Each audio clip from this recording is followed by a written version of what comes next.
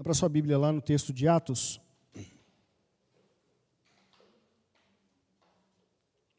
No capítulo 7, nós vamos continuar a nossa exposição. Nós vimos Estevão sendo escolhido como um diácono. Nós vimos Estevão realizando sinais, milagres, curas, abençoando o seu povo. Nós vimos Estevão pregando para o seu povo, e quando eu digo seu povo, ele era judeu, mas ele era um judeu estrangeiro. Ele era de outra parte. Ele era o judeu de fala helenista. E nós vimos Estevão falando poderosamente na sinagoga dos libertos, que não era a sinagoga dos judeus. Ou melhor, é sempre uma confusão isso, né, gente? Eles eram judeus de sangue, mas eles tinham nascido fora da Judéia, fora de Jerusalém. E ali, Estevão, cheio de sabedoria, ele era irrefutável. Quando você refuta alguém, você destrói os argumentos dessa pessoa. Ou você desfaz, né? E Estevão é irrefutável. Ninguém consegue destruir os argumentos de Estevão, porque ele está cheio do Espírito Santo.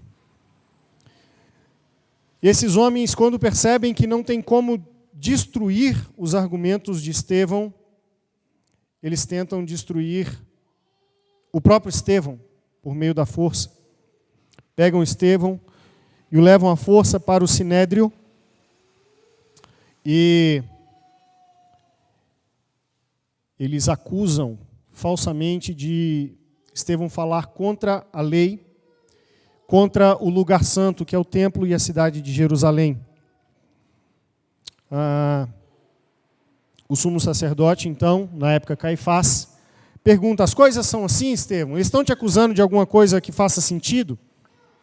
Estevão, então, faz o seu discurso, um discurso muito longo que nós vimos na semana passada. Um discurso que, inclusive, coloca em perspectiva o fato de que esse mesmo povo que se dizia guardião da lei, guardião do templo, guardião da ligação com Deus, é o mesmo povo que veio ao longo dos anos rejeitando a palavra de Deus, rejeitando a própria lei, rejeitando os líderes que Deus enviou, e agora eles estavam rejeitando o próprio Jesus. Eles o mataram e agora estavam rejeitando a mensagem de Jesus. Esses homens ficam irados com Estevão e é esse desfecho que nós vamos ver hoje. Tá bom? Então, Atos 7, do 54 até 8, no versículo 1. Na verdade, a primeira parte do versículo 1. Vocês vão perceber. Tá bom? Atos 7, a partir do versículo 54. E nós vamos ler agora. Diz o seguinte: ao ouvirem isto, ficaram com o coração cheio de raiva e rangiam os dentes contra ele.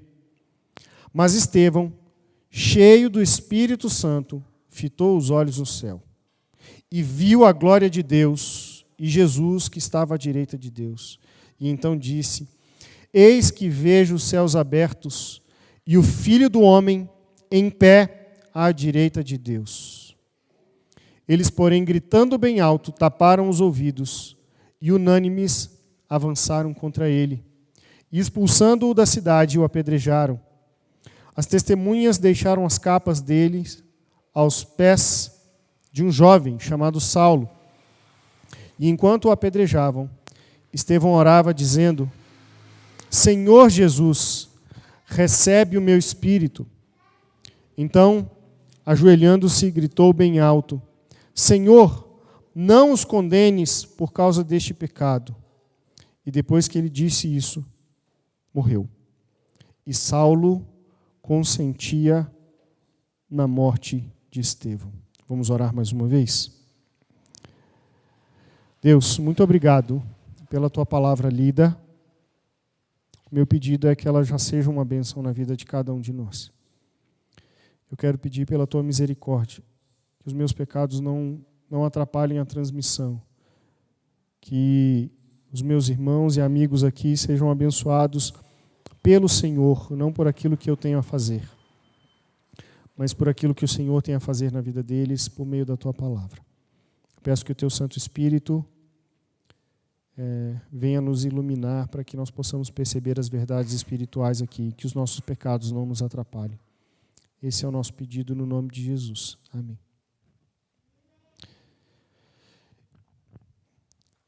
Veja só, tudo começou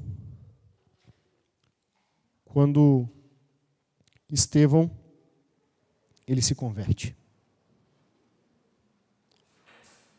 Tá vendo? Lembra no texto em que ele se converte? Lembra? Vocês lembram do texto de Estevão se convertendo? Eu espero que não, porque não está aqui escrito. Tem um momento em que ele é escolhido diácono, no capítulo 6. Ele é escolhido para servir às mesas. Ele é cheio de sabedoria, alguém acima de suspeita, alguém que é servo, e ele é capaz de servir com alegria. Além disso, no capítulo 7, nós descobrimos que Estevão faz prodígios e sinais.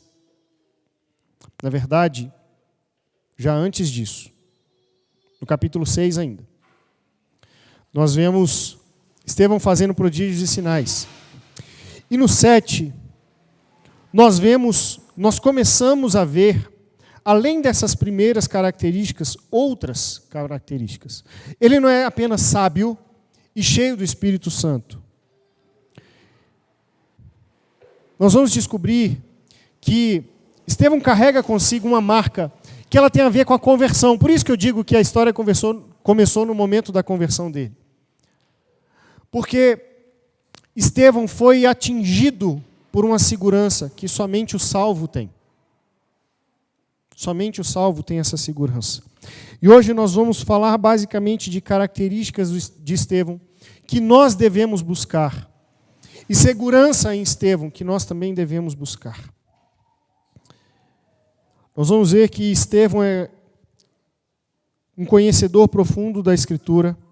Ele é cheio do Espírito Santo, aprovado por Deus, alguém com foco na glória de Deus e na eternidade, e um homem de oração. Um homem de oração. E por isso, Estevão é um homem seguro. Nós cantamos isso.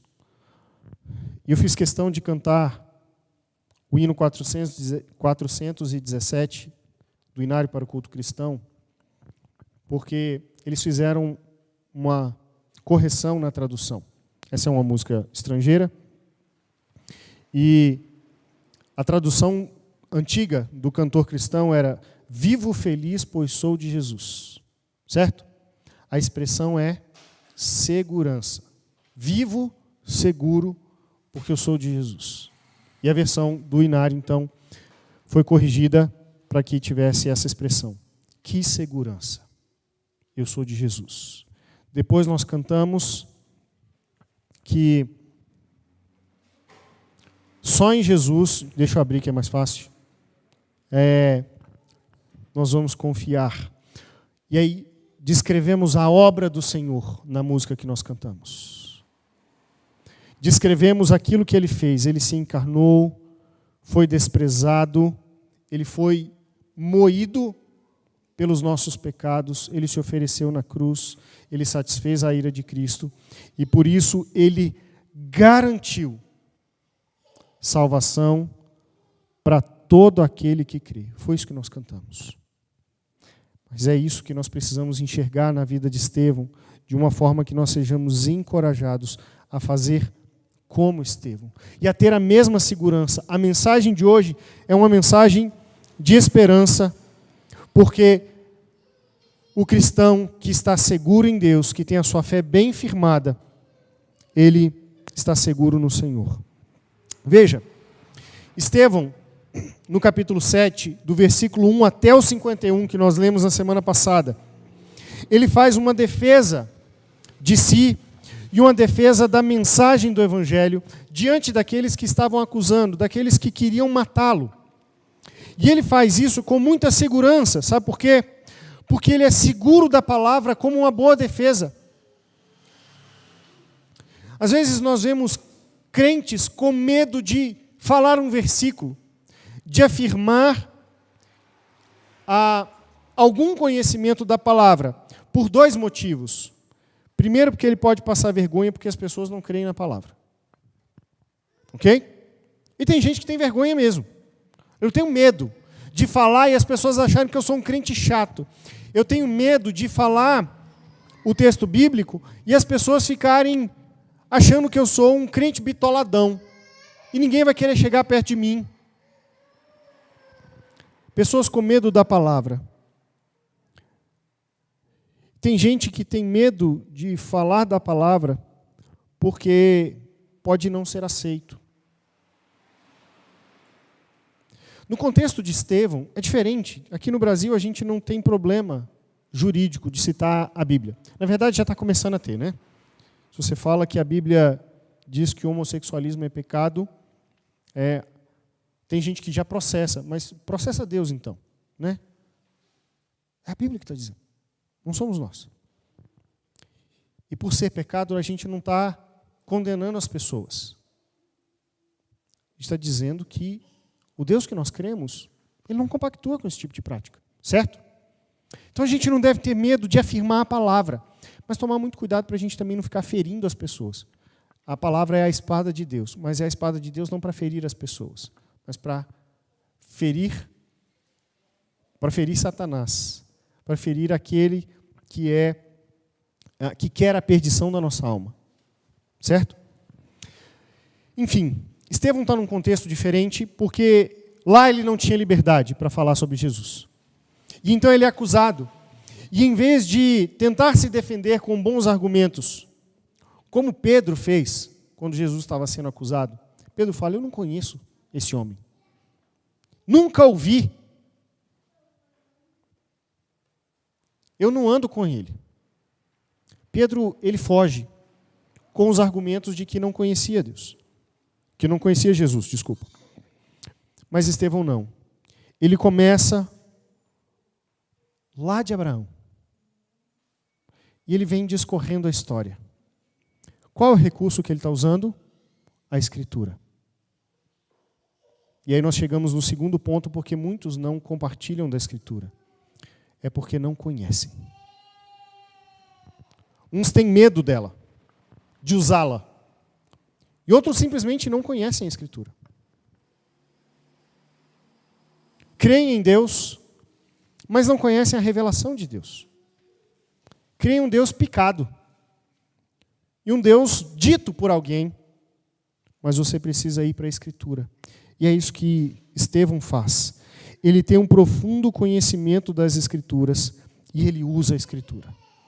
E ele usa de uma forma tão bem elaborada, tamanho é o seu conhecimento, que ele mostra que aqueles homens do Sinédrio, aqueles que o acusaram, que o levaram para serem julgados no Sinédrio, eles eram culpados de crucificarem Jesus. Eles eram culpados de, mais uma vez, rejeitarem alguém enviado por Deus, e no caso Jesus. Eles rejeitaram o justo, é a palavra que ele usa no versículo 52. Aquele que viria libertar Israel. Ele é desprezado pelos judeus. Então, Estevão, ele não tem tempo aqui para fazer uma pregação homilética bem feita. Homilética é a preparação, tá, gente? É fazer o esboço, é pregar, é saber colocar as palavras, estabelecer uma ordem. Isso é homilética. Estevão, ele faz isso muito bem, mas a gente não consegue definir qual que é o estilo homilético de Estevão. Ele está pegando a palavra, ele está estabelecendo os pontos dele, ele é seletivo naquilo que ele usa. Ele não conta toda a história, ele conta pontos da história, porque ele tem um ponto a atingir. E a mensagem dele é profundamente bíblica. ela está cheia da Escritura. Ele não abre mão de citar somente a Escritura. E a defesa dele é a palavra de Deus. Às vezes você quer se defender de alguma coisa, você precisa se lembrar que a melhor defesa que você tem é a palavra de Deus, porque nós podemos estar seguros de que a palavra de Deus é sempre uma boa defesa. Nós podemos nos esconder na palavra de Deus, nós podemos usar a palavra de Deus para guiar os nossos passos, dia após dia. Então, meu desafio para você hoje, conheça a Escritura como Estevão conheceu. Conheça a Escritura para que você conheça o Deus que você diz crer, ou o Deus que você quer crer. Conheça a Escritura. Faça como Esdras. Esdras 7:10 fala: porque Esdras tinha se disposto no coração a estudar a lei do Senhor e a praticá-la, e a ensinar em Israel os seus estatutos e normas. Olha o que ele fez. Ele decidiu no coração estudar e aplicar, e praticar e ensinar os outros. A palavra era boa para isso. E quando a palavra é exposta por Esdras, no meio do povo, e a gente vai descobrir isso lá no livro de Neemias, eles são contemporâneos, a gente vê que o povo chora quando vê a lei sendo exposta, quando vê a palavra de Deus sendo exposta. O povo ri, o povo se quebranta, se arrepende. E o povo chega num ponto que eles estão em prantos mesmo, eles estão chorando, e eles não têm limite para o choro, porque eles descobrem o estado que eles estão, de afastamento do Senhor. E aí chega num determinado momento que Esdras, cheio de sabedoria na palavra, conhecedor da palavra, ele diz: agora vocês vão parar de chorar. Sabe por quê? Porque nós vamos fazer uma grande festa, porque nós redescobrimos o Senhor. Porque vocês estão chorando diante do Senhor. Nós vamos fazer uma grande festa, porque Deus manda a gente se alegrar, porque Ele já proveu livramento para o seu povo. Então nós vamos festejar. Para de chorar agora. Vamos fazer uma festa. Porque a palavra de Deus diz para a gente fazer uma festa. Até para festejar a gente pode usar a palavra do Senhor. Então conheça a palavra do Senhor. Isso quer dizer também que a palavra de Deus deve ter o primeiro lugar nas nossas reuniões, nos nossos ajuntamentos, tanto para o momento de culto, quanto também para o nosso momento de lazer, para os nossos momentos de comunhão fora do espaço de culto. Se você estiver estudando muito, seja na faculdade, seja livros de autoajuda, se você está indo para o YouTube estudar alguma coisa, seja lá que método que você está usando, você não está usando e você não vai para a Bíblia continuamente, você está perdendo muito. Se a gente perder todos os livros da história e ainda tiver a Bíblia, a gente tem muito. A gente tem muito. E olha, Estevão não tinha uma Bíblia na mão dele. Ele tinha uma Bíblia no coração. Tá? Moody, ele falou o seguinte: ou este livro te afastará do pecado, ou o pecado te afastará desse livro. Talvez seja uma boa medida para você descobrir de onde você está mais perto. Se do livro ou se do pecado. Então faça essa avaliação. O John Bunyan, ele é o cara que escreveu O Peregrino. É o segundo livro mais lido da história. O primeiro é a Bíblia. O Peregrino é o segundo livro mais lido da história. Ele escreveu na prisão. Ele ficou 12 anos preso por pregar o Evangelho, lá na Inglaterra. O juiz, sabendo que ele tinha 5 filhos, e um desses filhos era cego, diz que o soltaria se ele parasse de pregar. E ele falou o seguinte: eu sei que preciso estar com os meus filhos e minha esposa, mas se o Senhor me deixar sair hoje, vou pregar amanhã.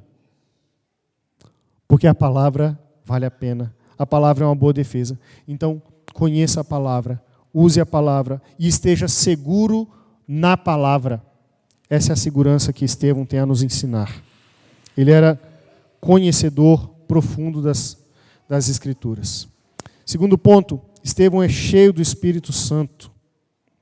E porque ele é cheio do Espírito Santo, ele olha para o céu e ele vê a glória de Deus. A gente tem muito esse desejo de ver grandes manifestações de Deus nas nossas vidas. Mas muitos não querem ser cheios do Espírito Santo para isso. Ser cheio do Espírito Santo é ser seguro da obra de Deus na sua vida. E Estevão era seguro disso. Sabe por quê? Porque ele é seguro da ressurreição de Cristo. Isso significa que ele era um salvo. Ele acreditava exatamente na mensagem que nós temos hoje nas mãos. Jesus Cristo ressurgiu e por isso existe salvação. Ele não cria apenas na morte de Jesus, como muitos creem. Gente, muita gente crê na morte de Jesus. Mas alguns desses que creem na morte de Jesus não creem que ele ressuscitou. E a segurança do crente está no fato de que Jesus Cristo ressuscitou. E é exatamente o texto que nós vimos lá em 1 Coríntios 15.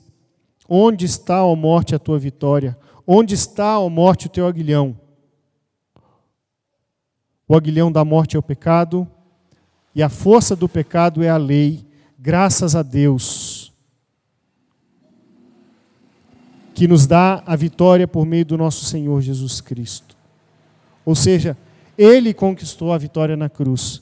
E como que nós temos a prova dessa vitória? Pela ressurreição. Sem a ressurreição, a nossa fé, ela é inútil. Ela é completamente inútil.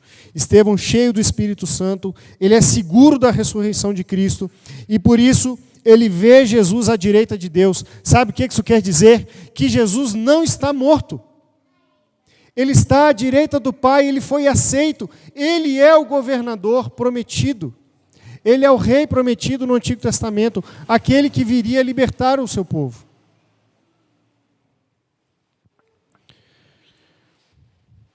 Estevão, ele é seguro da palavra, seguro da ressurreição. E ele está certo. Então, por isso, de que ele não precisa ser aprovado pelos homens. Estevão, a sua terceira característica que nós podemos ver aqui, ele é aprovado por Deus, mesmo diante da reprovação dos homens. Versículos 54 e 57. Ouvindo isso, eles se enfureceram no coração e rangiam os dentes contra Estevão. Versículo 57. Então eles gritaram e, tapando os ouvidos, lançaram-se junto contra ele. E expulsando-o da cidade, o apedrejaram. Veja só. Aqueles homens reprovaram Estevão. Eles eram os homens mais importantes da cidade. Eles ficam irados contra Estevão. Estevão não estava preocupado com isso. Sabe por quê? Porque ele buscava a aprovação do Senhor. Ele não estava preocupado com aquilo que as pessoas pensavam dele. Estevão nos ensina que o ministério, o servir ao Senhor, o crer no Senhor, o viver para o Senhor, não é um tipo de desfile de popularidade. Não é Miss Simpatia. Não é um concurso de Miss Simpatia. E tem muita gente que acha que a igreja deve ser esse ambiente de simpatia, onde todo mundo vai chegar e vai ser muito bem aceito. Presta atenção, a mensagem do Evangelho, ela é ofensiva por natureza. Então, nem todo mundo vai se sentir querido aqui dentro. Sabe por quê? Porque a Bíblia diz, primeiro, que nós somos pecadores, todos nós. Que nós estamos debaixo do jugo da lei. Isso quer dizer que diante de Deus nós somos responsáveis pelo nosso pecado e o salário do pecado é a morte. Certo? Alguém gosta de falar que de saber, de descobrir que é pecador, que está errado e por isso merece morrer? Não, precisa de um convencimento do Espírito. Então a gente tem que tomar cuidado de achar que nós devemos ser aprovados. Esse é o grande mal das igrejas que não têm nenhuma perseguição. Porque a gente não tem um contraste. Um contraste entre a fidelidade real e uma fidelidade meia boca. Então parece que ser fiel meia boca é suficiente. Porque a gente olha para o lado e tem tanta gente meia boca, tem tanta gente vivendo de qualquer jeito e dizendo que crê em Jesus, que tudo bem, e aí posta mensagem, texto bíblico e um monte de coisa e está tudo bem, mas não está. Não está. O pastor Mário Freitas, ele conta sobre um pastor do Sudão, que a gente não fala o nome, a gente fala que é Mohammed, né? Porque é quase que José, Maria, João, lá do mundo muçulmano. Que um pastor no Sudão do Sul, ele apanha a cada 15 dias por causa do Evangelho. Porque ele prega o Evangelho. E os policiais fazem vista grossa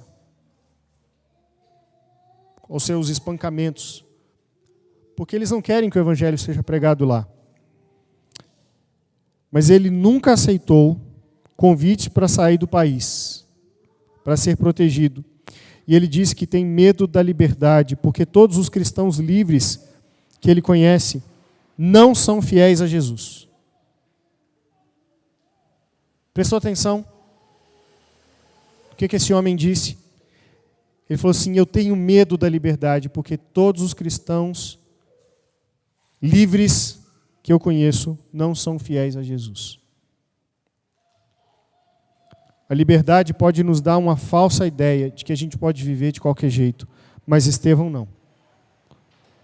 Se a gente olha para a Escritura e olha para Estevão, a gente vê um homem sendo carregado para ser apedrejado, e ainda assim ele continua firme, porque ele está seguro da palavra, ele está seguro da ressurreição, ele está seguro do seu destino. Ele não precisa da aprovação dos homens. E por isso ele não perde o foco da glória de Deus e da eternidade. Veja, ele está sendo apedrejado e ele está, sabe, fazendo o quê? Olhando para os céus. E ele diz: eu vejo os céus abertos e o Filho do Homem em pé à direita de Deus. Sabe o que é isso? Ele não está preocupado com a pedra que está vindo, que está sendo atirado em direção a ele.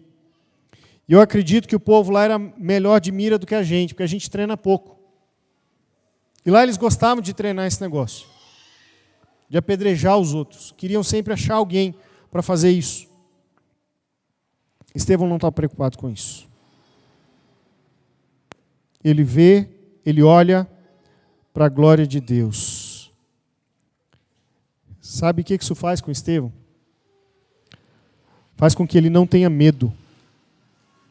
Estevão não tem medo. Porque o foco dele é a glória de Deus. Quando nós olhamos para baixo, ou quando nós vivemos olhando para baixo, e olhar para baixo aqui não é cabisbaixo, tá? É olhar para as coisas desse mundo. É viver preocupado se você vai ter um emprego amanhã. Viver preocupado se você vai ser aceito no seu grupo, se você vai ser querido, se você vai ter aquelas coisas que você sempre sonhou, se você vai conquistar os bens materiais que você quis, a sua realização familiar, seja lá o que for, você está olhando para baixo. Estevão está olhando para o alto. A gente não sabe se Estevão tem família, a gente não sabe qual é a história de Estevão além desses 3 capítulos. A gente sabe que Estevão está olhando para a glória de Deus, ele está focando na glória de Deus, e ele continua olhando para a glória de Deus enquanto as pedras estão vindo, e ele não tem medo. O cristão é alguém que sabe para onde está indo. Martin Lloyd-Jones, um pregador inglês, um homem muito importante na nossa teologia de maneira geral, ele falou isso para a igreja. Ele estava doente, já à véspera da morte. E ele falou para a igreja o seguinte: parem de orar. A glória se aproxima, não me detenham da glória. Para de orar. Gente, não fica atrapalhando, eu quero ir. Eu quero ir. É uma perspectiva diferente da que nós temos. Parece que a gente está agarrado nessa vida. Agarrado com aquilo que a gente tem aqui, que é tão pouco diante da eternidade. A gente precisa ter certeza do nosso destino, para não ter medo de para onde a gente está indo. Nem ter medo daquilo que está acontecendo hoje, porque nada é capaz de arrancar a segurança do cristão. 1 Pedro, lá no capítulo 1, fala o seguinte, versículo 3 em diante. 1 Pedro 3 em diante. 1 Pedro 1, versículo 3 em diante.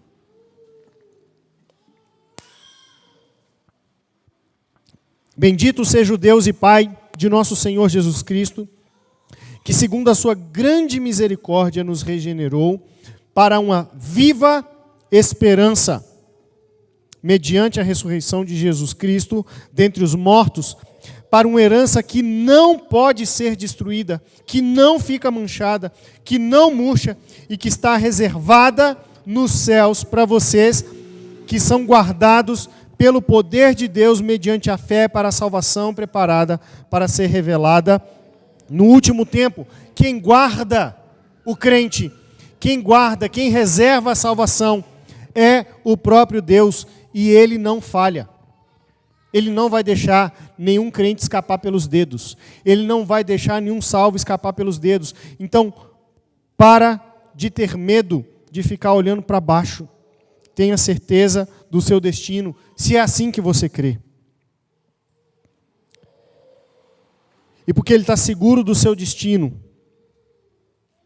ele ora. Estevão é um homem de oração. E ele diz: Pai, recebe o meu espírito. Desculpa, Senhor Jesus, versículo 59. Recebe o meu espírito. Eu não sei você, mas eu posso falar de mim. Eu acho que nessa hora eu não pensaria em orar, tá bom? Eu preciso crescer mais. Sendo apedrejado, mas Estevão, ele está tão concentrado na glória, tão certo da palavra, tão convicto da ressurreição, tão convicto do destino dele, que ele ora. Ele ora e pede: Senhor Jesus, recebe o meu espírito.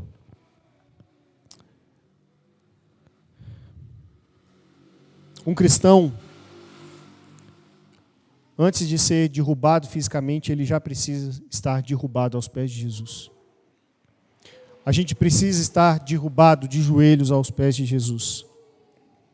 E um grave problema que nos leva a deixar de lado a oração, não só esse, mas um dos, e talvez o principal, é o orgulho. Nós somos orgulhosos. Essa é a nossa natureza. A gente é orgulhoso daquilo que faz, a gente é orgulhoso daquilo que sente, a gente é orgulhoso das nossas dores, nós somos orgulhosos das nossas conquistas, do nosso sucesso, mas também somos orgulhosos do nosso fracasso. E quando nós contamos o nosso fracasso, nós queremos comprar compaixão.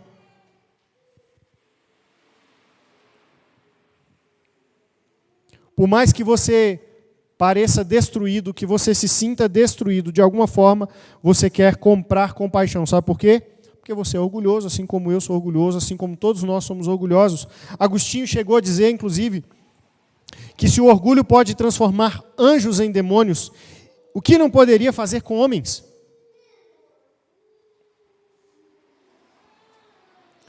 Satanás caiu por causa de orgulho, porque ele pensava de si demais. E quando nós pensamos demais de nós mesmos, as nossas orações são egoístas. A gente ora pouco se entregando e muito pedindo. E se nós tirarmos a oração da nossa vida, a gente não vai conseguir. Quando você está intencionalmente querendo buscar alguém para o Senhor, exercendo o seu ministério, seja em qual lugar você estiver, seja o seu trabalho, casa, família, enfim, você precisa manter viva a sua vida de oração. A nossa fraqueza, ela não é obstáculo para a pregação, mas nós precisamos entregar essa fraqueza em oração, porque o Senhor a corrige. O problema nosso normalmente é a falta de reconhecimento da fraqueza, é falta de oração. Se a gente não parar para conversar com o Senhor, nós não vamos conseguir.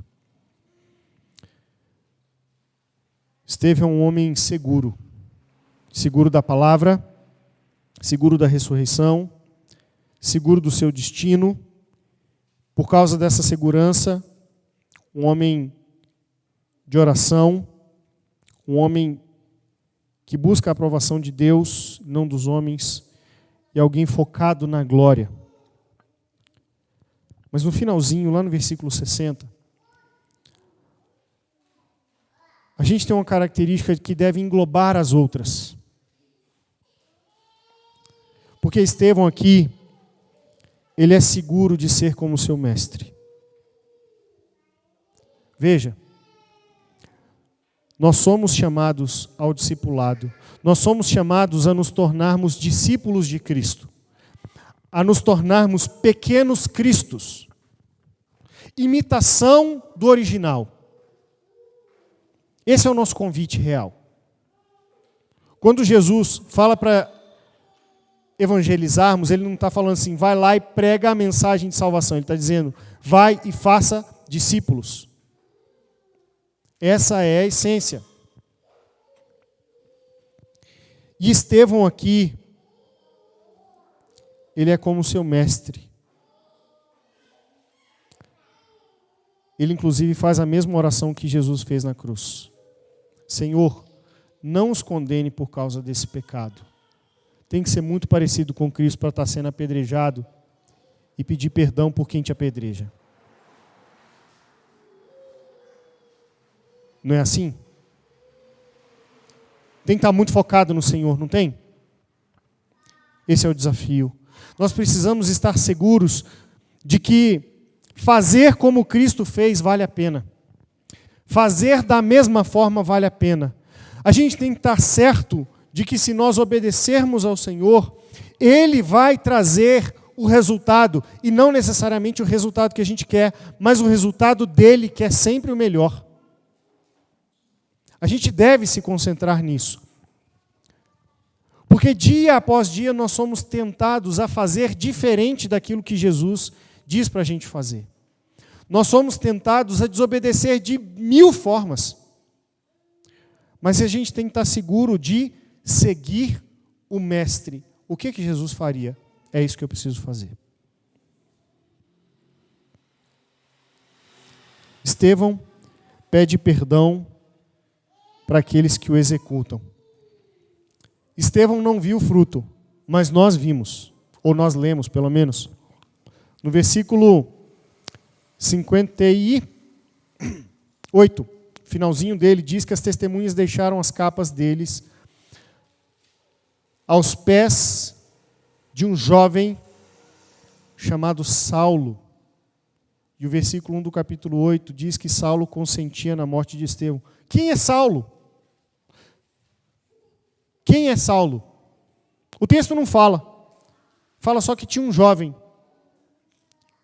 que está ali presenciando aquela cena E de alguma forma, ele aprova aquilo que está acontecendo, aquela morte. E ele recebe as roupas aqui de Estevão.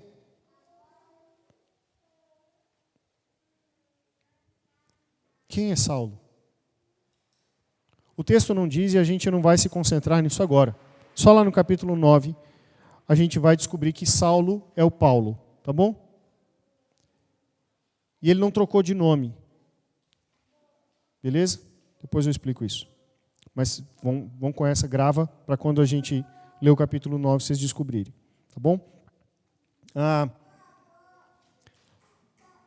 Mas Paulo, ele vê Estevão. E ele fica incomodado com a fé de Estevão. Ao ponto de que aquilo é tão incômodo que ele decide matar todos os cristãos. Sabe por quê? Porque ele é confrontado com a realidade que em Estevão tinha muito mais fé do que nele, que era um grande observador da lei. É bem possível que a visão do rosto angelical de Estevão, enquanto responde, lá no começo do capítulo 7,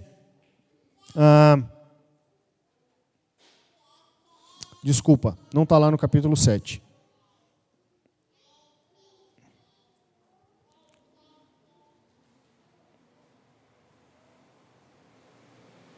Versículo 15 do capítulo 6. Tá?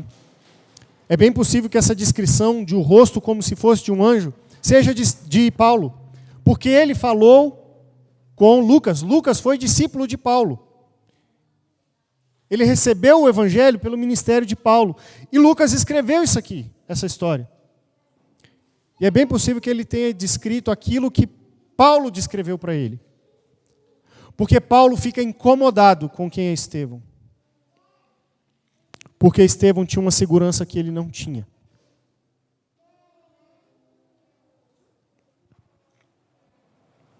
Porque Estevão tinha características que ele não tinha.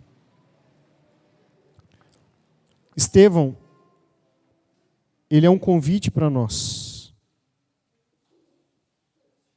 Um convite para que a gente pense na vida e na morte de uma forma vencedora.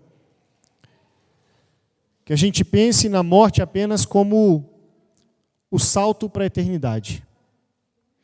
Que a gente consiga visualizar as nossas dores de uma perspectiva de que Deus está realizando uma obra que é maior.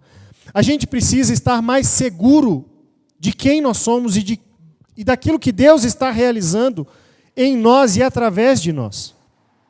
Nós precisamos ter a segurança de Estevão. Estevão, ele nos convida a avaliarmos onde está a nossa segurança. E eu queria trazer esses pontos aqui para nós encerrarmos. Nossa segurança está onde? Ela está na palavra? Ou você tem confiado em outras coisas? No dinheiro, na sua família, nas pessoas que estão à sua volta, nas suas amizades, na sua capacidade de conquistar, de superar a si mesmo? Onde está a sua segurança? Sua segurança está em Cristo ressurreto? Ou sua segurança está na sua capacidade, inclusive, de agradar a Deus? Que você acha que é bem capaz de fazer isso? A sua segurança está na eternidade ou a morte é um fantasma que vive te assombrando? A sua morte e de outros também. A sua segurança está na obediência e na imitação de Cristo? Ou você fica seguro em dar o seu jeitinho e conseguir aquilo que você precisa? Ou que você acha que precisa? Onde está a sua segurança? Onde você tem depositado a sua esperança? Será que diante de uma situação como a de Estevão, você faria como Estevão? Será que eu, diante de uma situação como a de Estevão, faria como Estevão? Nós precisamos refletir sobre isso. Nós precisamos nos lembrar que qualquer segurança que esteja fora de Jesus, daquilo que Ele conquistou por nós, é falsa segurança. E aí vai chegar um dia em que a gente vai literalmente ranger os dentes de sofrimento. E aqui eu não estou falando nem do inferno, necessariamente. Mas a vida vai baquear a gente, ao ponto que a gente não vai aguentar.